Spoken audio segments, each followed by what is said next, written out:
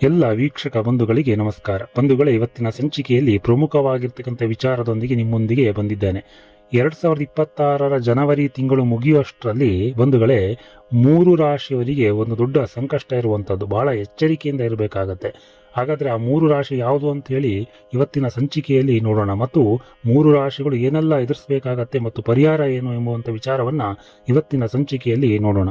ಬಂಧುಗಳೇ, ಈ 3 ರಾಶಿಯವರು ಜನವರಿ ತಿಂಗಳು ಮುಗಿಯುವಷ್ಟರಲ್ಲಿ ಹಣಕಾಸಿನ ದೊಡ್ಡ ನಷ್ಟವನ್ನು ಎದುರಿಸಬೇಕಾಗತ್ತೆ. ಮನಸ್ಸಿನ ಅಶಾಂತಿ ಉಂಟಾಗ್ತಕ್ಕಂಥದ್ದು, ಮಾತುಕತೆಗಳಿಂದ ಹೆಚ್ಚು ಜಗಳ ಉಂಟಾಗ್ತಕ್ಕಂಥದ್ದು, ಮತ್ತು ತೀರ್ಮಾನವನ್ನು ತೆಗೆದುಕೊಳ್ಳುವಾಗ ದೊಡ್ಡ ದೊಡ್ಡ ತಪ್ಪುಗಳು ನಡೆಯುವಂಥದ್ದು, ಇವೆಲ್ಲ ಸಂಭವಿಸುವಂಥ ಸಾಧ್ಯತೆ ಇದೆ. ಹಾಗಾಗಿ ಈ ವಿಡಿಯೋನ ಸ್ಕಿಪ್ ಮಾಡದೆ ಸಂಪೂರ್ಣವಾಗಿ ನೋಡಿ. ನಿಮ್ದು ಕೂಡ ಈ 3 ರಾಶಿಯಲ್ಲಿ ಒಂದಾಗಿದ್ರೆ ದಯವಿಟ್ಟು ಇದನ್ನ ನೋಡಿಕೊಂಡು ಪರಿಹಾರವನ್ನ ಮಾಡ್ಕೊಳ್ಳಿ. ಇಲ್ಲ ಅಂತ ಹೇಳಿದ್ರೆ ಸಾಕಷ್ಟು ಸಮಸ್ಯೆ ಎದುರಾಗ್ತಕ್ಕಂಥ ಸಾಧ್ಯತೆ ಇದೆ. ಬಹಳ ಮುಖ್ಯವಾಗಿ ಶನಿ ಮತ್ತು ಮಂಗಳ ಗ್ರಹಗಳ ದೃಷ್ಟಿಯಾಗಿರ್ಬೋದು ಅಥವಾ ಚಂದ್ರನ ಅಶುಭ ಸಂಚಾರ ಆಗಿರ್ಬೋದು, ಇದು ಈ 3 ರಾಶಿಯವರಿಗೂ ಕೂಡ ತೊಂದರೆ ಆಗ್ತಕ್ಕಂಥದ್ದು. ಬಹಳ ಮುಖ್ಯವಾಗಿ ಚಂದ್ರನ ಅಶುಭ ಸಂಚಾರ ಇರುವುದರಿಂದ ಮನಸ್ಸಿನ ಮೇಲೆ ಹೆಚ್ಚು ಪ್ರಭಾವ ಬೀರುವಂಥ ಸಾಧ್ಯತೆ ಕೂಡ ಇದೆ. ಹಾಗಾಗಿ ಒಳ್ಳೆಯವರು ಕೂಡ ತಪ್ಪು ನಿರ್ಧಾರವನ್ನು ತೆಗೆದುಕೊಳ್ಳುವಾಗ ಎಲ್ಲೋ ಒಂದು ಕಡೆ ತೊಂದರೆ ಆಗ್ತಕ್ಕಂಥದ್ದು, ಕೋಪದ ಮಾತಿಗೆ ಕೈ ಕೊಡ್ತಕ್ಕಂಥದ್ದು, ಹಲವಾರು ಮಾತುಕತೆಗಳಲ್ಲಿ ಗೊಂದಲಗಳಾಗಿ ಜಗಳ ಆಗುವಂಥ ಸಾಧ್ಯತೆ ಇದೆ. ಹಾಗೆ ಆತುರದ ಕೆಲಸಗಳನ್ನು ಮಾಡಲಿಕ್ಕೆ ಹೋಗಿ ಇನ್ಯಾವುದೋ ರೀತಿಯ ತೊಂದರೆಗಳಿಗೆ ಸಿಲುಕುವಂಥದ್ದು. ಹಾಗಾಗಿ ಬಹಳ ಮುಖ್ಯವಾಗಿ ಆ 3 ರಾಶಿಯಲ್ಲಿ ಮೇಷರಾಶಿಯವರು ಬಂಧುಗಳೇ, ಈ ಮೇಷರಾಶಿಯವರಿಗೆ ಜನವರಿ ತಿಂಗಳು ಮುಗಿಯುವಷ್ಟರಲ್ಲಿ ಬಹಳ ಎಚ್ಚರಿಕೆಯಿಂದ ನೀವು ಇರಬೇಕಾಗತ್ತೆ. ಯಾಕೆ ಅಂತ ಹೇಳಿದ್ರೆ, ಮಾತನಾಡುವ ಒಂದು ವಿಚಾರದಲ್ಲಿ ಜಗಳ ಆಗ್ತಕ್ಕಂಥ ಸಾಧ್ಯತೆ ಇರ್ಬೋದು. ಸ್ನೇಹಿತರೊಂದಿಗೆ ಆಗಿರ್ಬೋದು, ಕುಟುಂಬದಲ್ಲಿ ಆಗಿರ್ಬೋದು, ಅಥವಾ ಆಫೀಸ್ನಲ್ಲಿ ಆಗಿರ್ಬೋದು. ಮಾತನಾಡುವಾಗ ಸ್ವಲ್ಪ ಜಾಗ್ರತೆಯನ್ನು ವಹಿಸಬೇಕಾಗತ್ತೆ. ಮತ್ತೆ ಕುಟುಂಬದಲ್ಲಿ ಕೂಡ ಮಿಸ್ಅಂಡರ್ಸ್ಟ್ಯಾಂಡಿಂಗ್ ಮಾಡಿಕೊಳ್ಳುವಂಥದ್ದು, ನಿಮ್ಮ ಬಗ್ಗೆ ತಪ್ಪಾಗಿ ತಿಳ್ಕೊಳ್ಳುವಂಥದ್ದು, ಅಥವಾ ಮಾತಿನ ಮೂಲಕ ಜಗಳ ಆಗ್ತಕ್ಕಂಥ ಸಾಧ್ಯತೆ ಹೆಚ್ಚು.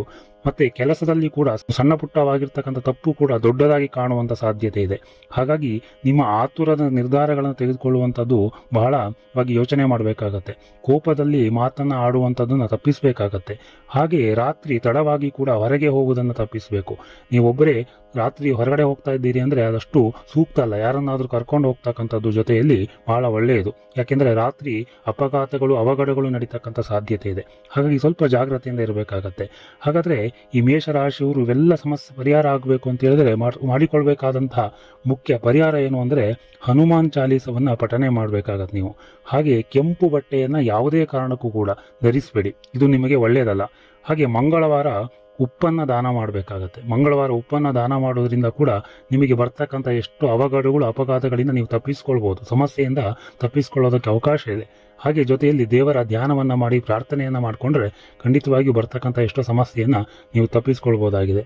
ಇನ್ನು 2ನೇ ರಾಶಿ ಯಾವುದು ಅಂತ ಹೇಳಿದ್ರೆ ಕರ್ಕಾಟಕ ರಾಶಿಯವರು. ಹೌದು, ಕರ್ಕಾಟಕ ರಾಶಿಯವರಿಗೂ ಕೂಡ ಈ ಜನವರಿ ತಿಂಗಳು ಮುಗಿಯುವಷ್ಟರಲ್ಲಿ ಒಂದಿಷ್ಟು ಸಮಸ್ಯೆಗಳು ಬರ್ತಕ್ಕಂಥದ್ದು, ಮನಸ್ಸಿನ ಮೇಲೆ ಅಶಾಂತಿ ಆಗ್ತಕ್ಕಂಥದ್ದು, ಹಾಗೆ ಕಾರಣವಿಲ್ಲದೆ ಒಂದಿಷ್ಟು ಭಯ ಹುಟ್ಟಿಕೊಳ್ಳುವಂಥದ್ದು, ಹಳೆಯ ನೋವುಗಳು ನೆನಪಾಗುವಂತಹ ಸಾಧ್ಯತೆ ಇದೆ, ನಿದ್ರೆಯ ಸಮಸ್ಯೆ ರಾತ್ರಿ. ಹಾಗಾಗಿ ಈ ಬಹಳ ಮುಖ್ಯವಾಗಿ ಕಾರಣವಿಲ್ಲದಂತಹ ಭಯಗಳಾಗಿರ್ಬೋದು, ಹಳೆ ನೋವುಗಳಾಗ್ತಕ್ಕಂಥದ್ದು, ನಿದ್ರೆಯ ಸಮಸ್ಯೆ ಆಗ್ತಕ್ಕಂಥದ್ದು, ಇವೆಲ್ಲವೂ ಕೂಡ ಕರ್ಕಾಟಕ ರಾಶಿಯಲ್ಲಿ ನಾವು ಕಾಣಬಹುದಾಗಿದೆ. ಹೆಚ್ಚು ನೆಗೆಟಿವ್ ವಿಚಾರದ ಬಗ್ಗೆ ಯೋಚನೆ ಮಾಡಬೇಡಿ. ಹಾಗೆ ನೆಗೆಟಿವ್ ವ್ಯಕ್ತಿಗಳ ಜೊತೆ ಮಾತನಾಡೋದು ಕೂಡ ನೀವು ನಿಲ್ಲಿಸಬೇಕಾಗತ್ತೆ. ಮತ್ತೆ ರಾತ್ರಿ ಮಲಗುವಾಗ ಮೊಬೈಲನ್ನು ಹೆಚ್ಚು ಬಳಕೆ ಮಾಡಬೇಡಿ. ಹಾಗಾಗಿ ಮಲಗುವ ಮೊದಲೇ 1 ಗಂಟೆ ಮೊದಲೇ ಮೊಬೈಲನ್ನು ಬಳಕೆ ಮಾಡೋದನ್ನು ನೀವು ನಿಲ್ಲಿಸಬೇಕಾಗತ್ತೆ. ಜೊತೆಯಲ್ಲಿ ಸೋಮವಾರ ನಿಮಗೆ ಶಿವನಿಗೆ ನೀರನ್ನ ಅರ್ಪಣೆಯನ್ನ ಅಥವಾ ಅಭಿಷೇಕವನ್ನ ಮಾಡುವುದರಿಂದ ಕೂಡ ನೀವು ಒಂದಿಷ್ಟು ಬರ್ತಕ್ಕಂಥ ಸಮಸ್ಯೆಯನ್ನ ಕಂಟ್ರೋಲ್ ಮಾಡಬಹುದು. ಕರ್ಕಾಟಕ ರಾಶಿಯವರು ಬಹಳ ಮುಖ್ಯವಾಗಿ ಬಿಳಿ ಬಣ್ಣದ ಬಟ್ಟೆಯನ್ನ ಧರಿಸಿದ್ರೆ ತುಂಬಾನೇ ಒಳ್ಳೆಯದು. ಹಾಗೆ ತಾಯಿಯ ಆಶೀರ್ವಾದ, ನಿಮ್ಮ ತಂದೆ ತಾಯಿಯ ಆಶೀರ್ವಾದ ಅನ್ನುವಂಥದ್ದು ಬಹಳ ಮುಖ್ಯ ಆಗತ್ತೆ. ಹಾಗಾಗಿ ಅವರ ತಂದೆ ತಾಯಿ ಆಶೀರ್ವಾದವನ್ನು ಪಡೆದುಕೊಳ್ಳುವ ಮೂಲಕವಾಗಿ ಬರ್ತಕ್ಕಂಥ ಒಂದಿಷ್ಟು ಸಮಸ್ಯೆಯನ್ನ ನೀವು ಪರಿಹಾರ ಮಾಡ್ಕೊಳ್ಬಹುದು. ಇನ್ನು 3ನೇ ರಾಶಿ ಯಾವುದು ಅಂತ ಹೇಳಿದ್ರೆ ವೃಶ್ಚಿಕ ರಾಶಿಯವರು. ಹೌದು, ಈ ಒಂದು 2026ರಲ್ಲಿ ಜನವರಿ ತಿಂಗಳು ಮುಗಿಯುವಷ್ಟರಲ್ಲಿ ವೃಶ್ಚಿಕ ರಾಶಿಯವರಿಗೂ ಕೂಡ ಒಂದಿಷ್ಟು ತೊಂದರೆಗಳು ಬರ್ತಕ್ಕಂಥ ಸಾಧ್ಯತೆ ಇದೆ. ಹಾಗಾಗಿ ನೀವು ಕೂಡ ಎಚ್ಚರಿಕೆಯಿಂದ ಇರಬೇಕಾಗತ್ತೆ. ವೃಶ್ಚಿಕ ರಾಶಿಯವರಿಗೆ ಶತ್ರುಗಳಿಂದ ಬಹಳ ಎಚ್ಚರವನ್ನು ವಹಿಸಬೇಕಾಗತ್ತೆ. ಇನ್ನು ಶತ್ರುಗಳು ಬಹಳ ಸಕ್ರಿಯರಾಗಿರ್ತಾರೆ ಈ ತಿಂಗಳು ಮುಗಿಯುವಷ್ಟರಲ್ಲಿ. ನಿಮ್ಮ ಬೆನ್ನ ಹಿಂದೆ ಮಾತಾಡ್ತಕ್ಕಂಥದ್ದು ಶತ್ರುಗಳು, ನಿಮ್ಮ ಬಗ್ಗೆ ಇಲ್ಲ ಸಲ್ಲದ ವಿಚಾರಗಳನ್ನು ಮಾತಾಡುವಂಥದ್ದು, ನಿಮ್ಮ ಬಗ್ಗೆ ನಿಮ್ಮ ವ್ಯಕ್ತಿತ್ವದ ಬಗ್ಗೆ ಮಾತನಾಡುವಂಥದ್ದು, ಹಾಗೆ ಕೆಲಸದಲ್ಲಿ ಕೂಡ ನಿಮಗೆ ಸಾಕಷ್ಟು ಅಡಚಣೆಗಳು ಬರ್ತಕ್ಕಂಥ ಸಾಧ್ಯತೆ ಇದೆ. ಇನ್ನು ನೀವು ತುಂಬಾ ನಂಬಿದವರು ಕೂಡ ನಿಮಗೆ ಮೋಸ ಮಾಡ್ತಕ್ಕಂಥ ಸಾಧ್ಯತೆ ಇದೆ.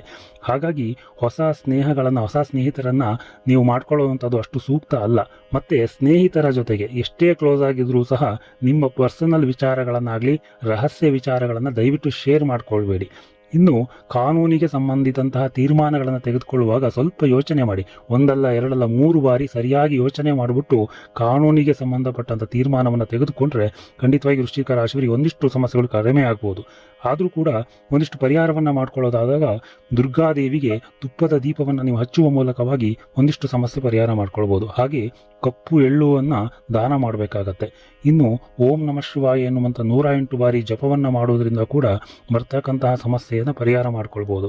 ಒಟ್ಟಾರೆಯಾಗಿ ಬಂಧುಗಳೇ, ಈ 3 ರಾಶಿಯವರು ದಯವಿಟ್ಟು ರಾತ್ರಿ ತಡವಾಗಿ ಹೊರಗೆ ಹೋಗುವುದಾಗಿರ್ಬೋದು, ಅಥವಾ ದೊಡ್ಡ ಹಣದ ವ್ಯವಹಾರಗಳನ್ನು ಮಾಡ್ತಕ್ಕಂಥದ್ದಾಗಿರ್ಬೋದು, ಕೋಪದಲ್ಲಿ ಮಾತನಾಡುವಂಥದ್ದಾಗಿರ್ಬೋದು, ವಾಹನ ಚಲನೆ ಮಾಡುವಾಗ ಒಂದು ನಿರಾಕರಣೆ ನಿರ್ಲಕ್ಷ್ಯ ಮಾಡುವಂಥದ್ದಾಗಿರ್ಬೋದು, ಯಾವುದು ಕೂಡ ಮಾಡಬೇಡಿ. ಯಾಕೆಂದರೆ ಸಾಕಷ್ಟು ಎಚ್ಚರಿಕೆಯಿಂದ ಈ ಜನವರಿ ತಿಂಗಳು ಮುಗಿಯುವಷ್ಟರಲ್ಲಿ ನಿಮಗೆ ಬೇಕಾಗತ್ತೆ.